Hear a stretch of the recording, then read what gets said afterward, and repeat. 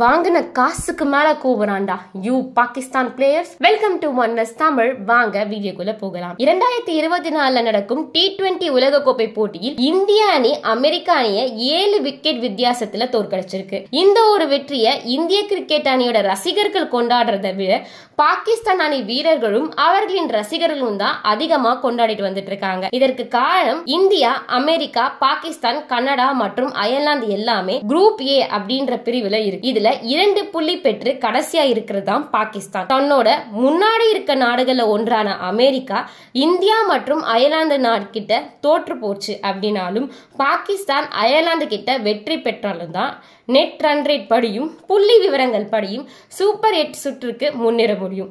இதன் காரணமாக தான் பாகிஸ்தான் அமெரிக்காவோட தோல்வியையும் இந்தியாவோட வெற்றியையும் கொண்டாடிட்டு வந்துட்டு இருக்காங்க.